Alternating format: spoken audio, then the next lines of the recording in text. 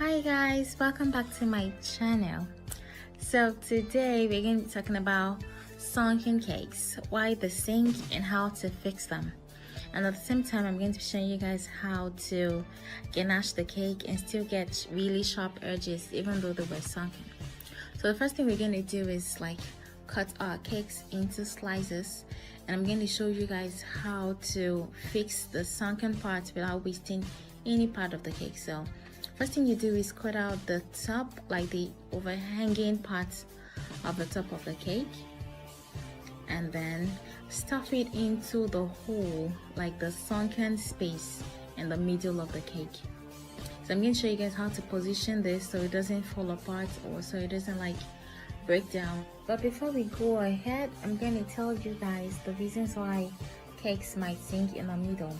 So the first reason is maybe you added too much baking powder or too much baking soda. It means it rose to a particular point, and then at a point the volume of the flour and sugar and whatever it was you mixed together couldn't hold itself in place to stay there, so it sank in the middle because it was too soft in the middle.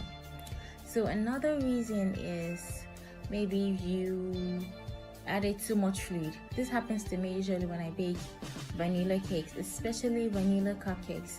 Seriously, when you make cupcakes that look like that because you added too much whatever it was you added, just throw it away because nobody wants to eat that. There is no way of fixing it, and you don't want to give anybody's child that kind of cake to eat. So in the case of cupcakes, just dump them and make new ones. So the third reason is maybe you opened the oven too early.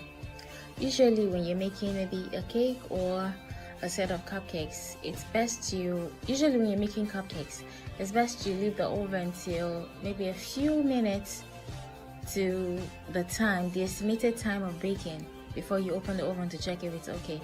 The same thing with cakes. You shouldn't just open your oven at any time, because every time you open the oven you're letting out heat from the oven, and the point is to preserve the heat because it's the heat that bakes the cake. So if you let out heat, it means when you close back the oven has to reheat. I don't know if that makes sense.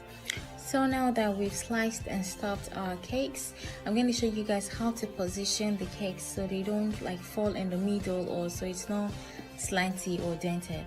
So be mindful that I put the flat side downwards, so the sunken part was facing upward, and I filled it with buttercream. And the next thing I did was to add the next layer, and I filled that with buttercream as well. The next layer I'm going to add right now is also the sunken part, which means the under is sunken, and I turned it upside down. Do you understand? That way the buttercream you put on the layer beneath it would fill that spot and not let your cake sink. Does that make sense? But anyways, every time you stack a cake or you put a cake together, make sure the flat surface is facing up and you fill the spaces as much as possible. So right now, look at that sunken part. We're going to fill it with buttercream. Even though we already filled it with the cake scraps that we cut from the top, we're going to fill this top with buttercream and then put the next layer on it inverted. I'm sure that makes sense, yeah? Okay, so like that. So look at that sunken layer as well. I'm going to put it on top inverted. I'm going to turn it upside down. That way the buttercream in this layer is going to fill that space. Yes, that's what we're doing. So right now I'm going to show you guys how to ganache the cake. Usually I like to ganache my cakes in 5 parts. This is the first part. The first part is I pour some ganache on top of it, and then I smoothen it around, and then I'm going to pour another layer that is going to get to the bottom of the cake. The point of ganaching the cake is to have a coating firm enough for you to put the fondant on, and it will stick and still look very neat. Do you understand? And give you the crisp, sharp edges everyone likes. So right now we're going to cover the whole cake, and we're going to cover it in layers because we want the ganache to not be too thick, but to be thick enough for your fondant to be able to stick to, and for it to be able to hold its spots. I don't know if that makes sense. So now I'm going to add the third layer. This is the third layer, and I'm going to smoothen it around. And be mindful, for every time you leave your ganache out, it starts to firm up. So you should warm it up at intervals in the microwave for maybe 5 to 10 seconds, 10 seconds, so it to be easy to work with. That way it's more liquidy and to be easier for you to work with. So now this is the first layer. It is really easy. You just want, it's just like your layering makeup. I don't know if that makes sense. You're going to put the first layer of foundation, especially if you have maybe problematic spots on your face. The first layer of foundation, allow that to firm up and then apply another one. That's exactly the same thing we're doing here.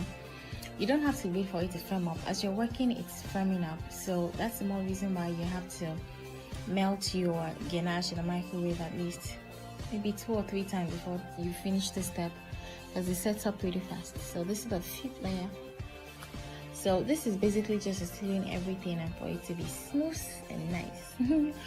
So we're going to smoothen this around and then scrape it. And when you scrape, make sure you're holding your scraper like upright. That way it won't be slanty or your cake won't bend. That way your cake will be straight up. So thank you guys for watching. I hope you learned 1 or 2 things. So like and subscribe and share, and I'll see you guys in my next video. Anywho's, those 2 cakes finally became this cake, this cigarette cake, and this forex cake. Thank you guys. See you next time.